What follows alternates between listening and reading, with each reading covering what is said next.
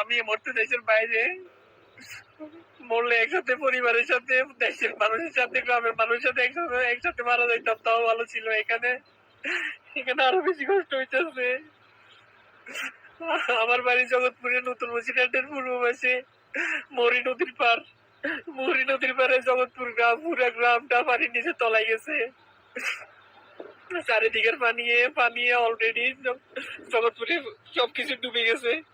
আমাদের এলাকার দোতলা বাড়ি পর্যন্ত ডুবে গেছে। স্কুল কলেজ, স্কুলের ভিতরে যারা যারা অবস্থান করতেছিল তারা অলরেডি কান্নাকাটি শুরু করছে। দোতলা থেকে 3 তলা ছাদের উপরে চলে গেছে। এর মাঝে আবার প্রচুর পরিমাণে বৃষ্টি হইতেছে। পুরো দেশবাসীর কাছে একটা আবদার করছি, আল্লাহ পুরো দেশবাসী আমাদেরকে বাঁচান, আমাদের ফেনী জেলার মানুষদেরকে বাঁচান।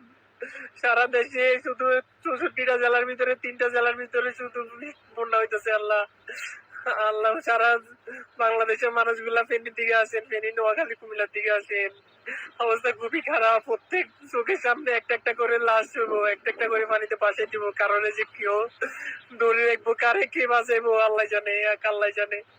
ছোট ছোট বাচ্চা আছে আমাদের বাড়িতে, প্রায় 150-200 লোকের মতো মানুষ। 2টা ঘরের ভিতরে, দোতলা একটা 2টা ঘরের ভিতরে আছে। সবাই অবস্থা খারাপ। অলরেডি 1 তলায় পানি উঠে গেছে, এখন 2 তলা অবস্থান করতেছে। সেখানে নাকি পানি উঠে যাওয়ার কারণের সাথে কোনো যোগাযোগ পাই না, হঠাৎ হঠাৎ যোগাযোগ পাই।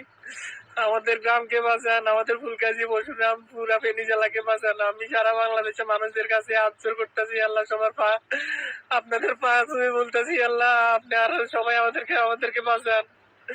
আমরা বাইরের দেশে পড়ে আছি, আমরা না পারতেছি পরিবারের সাথে থাকতে, না পারতেছি কাউকে হেল্প করতে। মনে হইতেছে কোনো গলার ভর্তি ছুরি দিয়ে দিছে আমাদের কাছে, এমন মনে হইতেছে। আমাদের পরিবারকে বাঁচান, আমাদের পরিবারকে বাঁচান, জগৎপুরকে বাঁচান, ফুলগাজী সবাইকে রক্ষা করুন আল্লাহ। আমাদের নদীর পাড়ে জগৎপুরের দিকে সবচেয়ে বেশি অবস্থা খারাপ, জগৎপুরের দক্ষিণ পাশে অবস্থা বেশি খারাপ। আমাদেরকে বাঁচান। সারা বাংলাদেশের মানুষ আসেন,